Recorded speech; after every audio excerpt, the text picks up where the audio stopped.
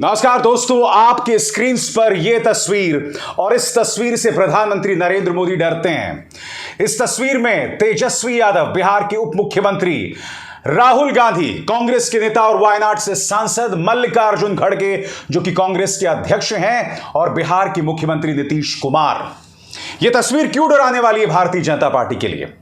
क्योंकि जिस राजनीतिक तजुर्बे को नीतीश कुमार, राहुल गांधी और तेजस्वी यादव बिहार में लाना चाहते हैं, अगर वो राजनीतिक तजुर्बा कामयाब हुआ तो यह ना भूलें, पिछले लोकसभा चुनावों में भारतीय जनता पार्टी के गठबंधन को 39 सीट्स मिली थी 40 में से।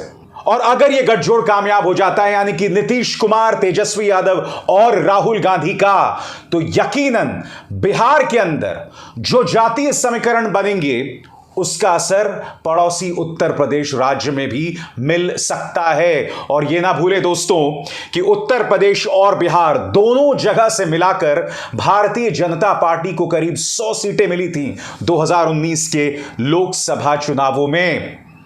कल्पना कीजिए दोस्तों, अगर इन राज्यों में यह राजनीतिक समीकरण कामयाब हो जाता है तो इसका क्या असर पड़ेगा। बहरहाल दिल्ली में यह मुलाकात हुई और यह कहा जा सकता है दोस्तों, यह अब तक की तमाम राजनीतिक मुलाकातों में एक अहम मुलाकात है।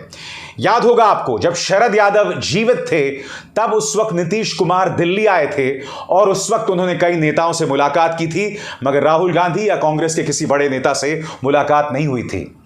आज ये मुलाकात हुई है जिसमें नीतीश कुमार भी थे, तेजस्वी यादव भी थे, राहुल गांधी भी थे। इनमें से कम 2 ऐसे चेहरे हैं जिन पर भारतीय जनता पार्टी दाना पानी लेकर चढ़ी हुई है, लगातार हमला कर रही है दोस्तों। मैं आपको यह वीडियो दिखाना चाहूंगा। कल मीडिया को यह वीडियो लीक किया गया है। आप जानते हैं वीडियो क्या है? इसमें प्रवर्तन निदेशालय ने जमीन के बदले नौकरी घोटाले में जो पूछताछ की है तेजस्वी यादव से, उसकी तस्वीर है। तेजस्वी यादव बैठ रहे हैं और इस तस्वीर को कथित तौर पर ईडी ने, प्रवर्तन निदेशालय ने मीडिया को लीक किया। मैं आपसे एक सवाल पूछना चाहता हूं। प्रवर्तन निदेशालय अक्सर कई नेताओं से पूछताछ करता है या कई लोगों से पूछताछ करता है, मगर मोदी सरकार ने तेजस्वी यादव से पूछताछ के इस वीडियो के इस अंश को आखिर क्यों लीक किया? क्या मंशा थी? क्या तेजस्वी यादव पर दबाव बनाना है? क्या तेजस्वी यादव को बदनाम करना है? क्योंकि मैं आपको याद दिलाना चाहूंगा कि चाहे सीबीआई हो या प्रवर्तन निदेशालय, वो लालू प्रसाद यादव या तेजस्वी यादव के पूरे परिवार के पीछे पड़ी हुई है। जी हां, याद कीजिए, तेजस्वी यादव की पत्नी गर्भवती थी, उनकी बेटी होने वाली थी, तभी उनके घर में जांच एजेंसीज पहुंची। लालू प्रसाद यादव ने यह आरोप लगाया कि उनकी बहू को 10-12 घंटे बिठाकर रखा गया। लालू प्रसाद यादव की माने या विश्वास करें तो इस तरह से उनकी पार्टी को टॉर्चर किया जा रहा है। तो ये जो तस्वीर है जिसमें 4 नेता खड़े हुए हैं, इसमें इस तरह से तेजस्वी यादव पर पिछले 2 दिनों से हमला चल रहा है। राहुल गांधी के बारे में तो आपको बतलाने की जरूरत ही नहीं है। 2 साल की सजा सुनाई जाती है एक ऐसे मामले पर जिसको लेकर सवाल खड़े किए जा रहे हैं। उनकी संसद की सदस्यता खारिज कर दी जाती है, उन्हें घर से भी निकाल दिया जाता है। और कल वो अपनी बहन के साथ वायनाड में मौजूद थे दोस्तों, जहां पर उन्होंने रोड शो किया। और इस रोड शो में उनका कहना साफ था, एक बार फिर दोहराया कि वो मोदी से डरने नहीं वाले हैं। अडानी के मुद्दे पर, उस रहस्यमय 20,000 करोड़ रुपए पर वो लगातार सवाल उठाते रहेंगे।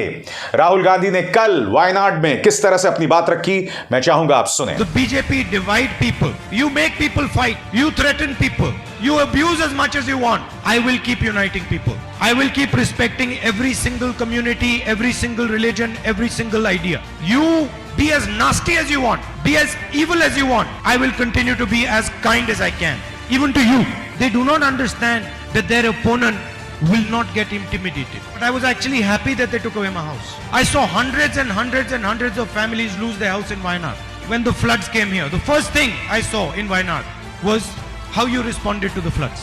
And I learned from you.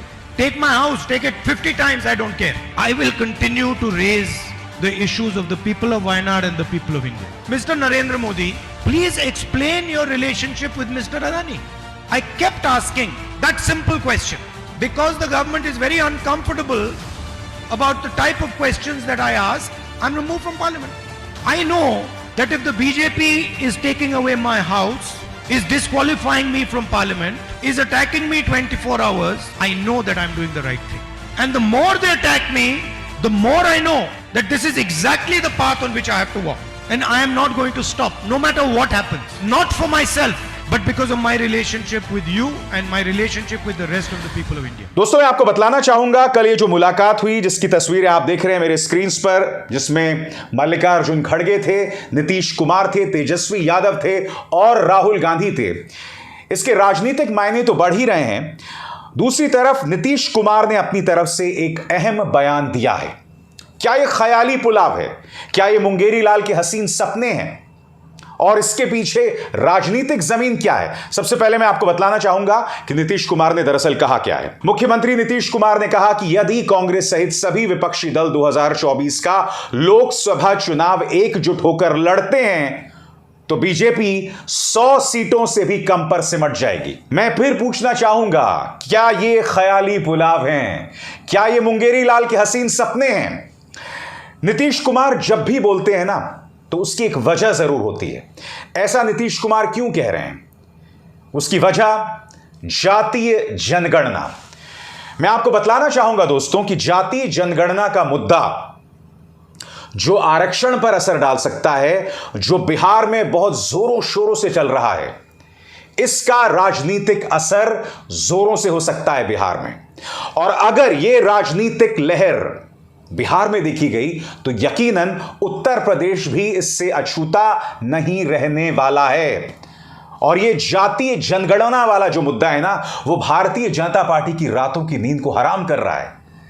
इसलिए गौर कीजिए किस तरह से बिहार को सांप्रदायिक दंगों में झोंकने की कोशिश की गई, क्योंकि बीजेपी भी जानती है, उसकी सहयोगी संस्थाएं जानती हैं कि जातीय एकता को तोड़ने का सिर्फ एक तरीका है, सांप्रदायिक सौहार्द को बिगाड़ना, हिंदुओं और मुसलमानों में तनाव पैदा करना, और तभी जातीय जनगणना के जो राजनीतिक परिणाम होंगे उन परिणामों पर काबू पाया जा सकता है, उन परिणामों को निरस्त किया जा सकता है, दरकिनार किया जा सकता है। इसलिए बिहार जैसे राज्यों में रामनवमी के मौके पर धार्मिक हिंसा करवाने की कोशिश की गई। याद कीजिए, बिहार पुलिस ने अपने खुलासे में यह भी कहा था कि नालंदा जिले का जो बजरंग दल का प्रमुख है कुंदन कुमार, किस तरह से उसने व्हाट्सएप ग्रुप बनाया जिसके 456 सदस्य थे, और उस व्हाट्सएप ग्रुप के जरिए बिहार के 2 जिलों में सांप्रदायिक दंगे करवाए गए, चरणबद्ध तरीके से, सिलसिलेवार तरीके से, साजिश के तहत। और यह सब क्यों हो रहा है? यह इसलिए हो रहा है क्योंकि 1 साल के अंदर चुनाव है लोकसभा के, जातीय जनगणना का डर है। इसलिए नीतीश कुमार कह रहे हैं कि बीजेपी को 100 सीटों के अंदर सिमटा जा सकता है। मैं आपको यह भी बतलाना चाहूंगा, इस मौके पर मल्लिकार्जुन खड़गे जो कि कांग्रेस के अध्यक्ष हैं और ओबीसी नेता हैं, उन्होंने क्या बयान दिया आपके स्क्रीन पर। मल्लिकार्जुन खड़गे ने कहा, संविधान सुरक्षित रखेंगे और लोकतंत्र बचाएंगे। श्री राहुल गांधी जी और हमने बिहार के मुख्यमंत्री श्री नीतीश कुमार जी, उप मुख्यमंत्री श्री तेजस्वी यादव जी व अन्य नेताओं से मुलाकात कर जनता की आवाज को एक साथ उठाने और देश को नई दिशा देने का संकल्प दोहराया। यानी कि कांग्रेस अपने पूरे अहंकार को त्याग कर, अपनी हठ धर्मिता को त्याग कर, अपनी जिद को त्याग कर अब विपक्ष के नेताओं के साथ संवाद कायम कर रहा है। यह मत भूलिए, कल ही सोनिया गांधी ने हिंदू में एक लेख लिखा है दोस्तों, और उस लेख में उन्होंने मोदी सरकार पर करारा हमला बोला। इस लेख में उन्होंने यह भी कहा कि प्रधानमंत्री नरेंद्र मोदी को मैं यह नसीहत देना चाहती हूं कि खामोश रहने से देश की समस्याओं का समाधान नहीं होगा।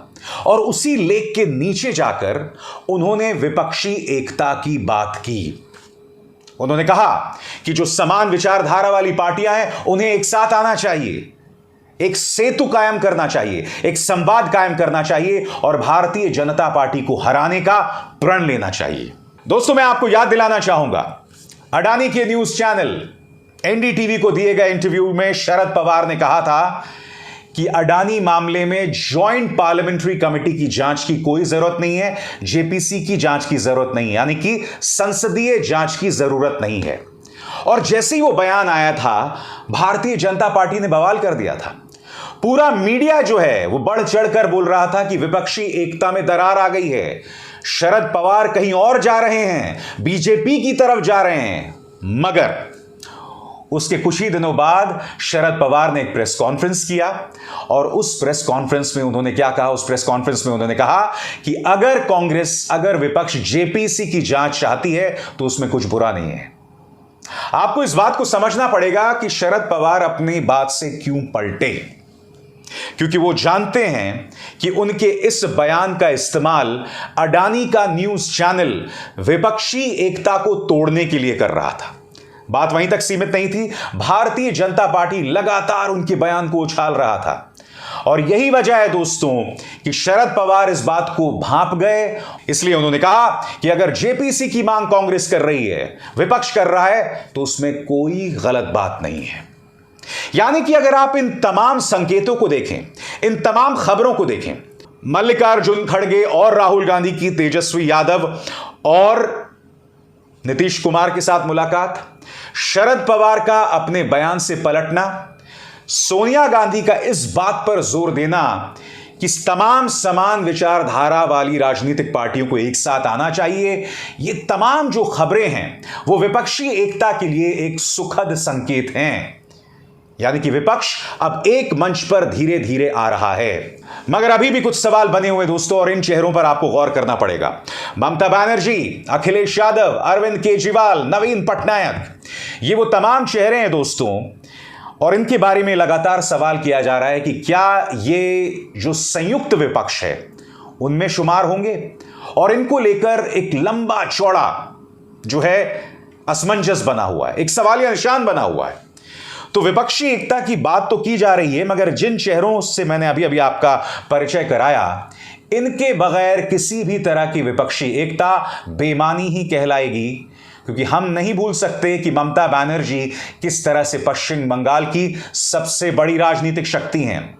हम ये भी नहीं भूल सकते कि किस तरह से उत्तर प्रदेश के चुनावों में अखिलेश यादव की पार्टी को 100 से ज्यादा सीटें मिली थीं और इन चीजों को नजरअंदाज नहीं किया जा सकता। उसी तरह से दिल्ली के अंदर अरविंद केजरीवाल की अपनी जो है पहुंच है, उड़ीसा में नवीन पटनायक की अपनी राजनीतिक पैठ, अपना राजनीतिक वर्चस्व है।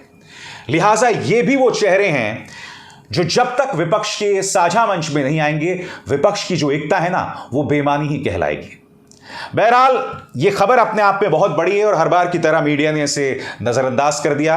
जिस तरह से तेजस्वी यादव, नीतीश कुमार, राहुल गांधी और मल्लिकार्जुन खड़गे एक मंच पर दिखाई दिए, एक साथ बैठक करते हुए दिखाई दिए। अभिसार शर्मा को दीजिए इजाजत। नमस्कार। स्वतंत्र और आजाद पत्रकारिता का समर्थन कीजिए, सच में मेरा साथी बनिए। बहुत आसान है दोस्तों, इस ज्वाइन बटन को दबाइए और आपके सामने आएंगे ये 3 विकल्प, इनमें से एक चुनिए और सच के इस सफर में मेरा साथी बनिए।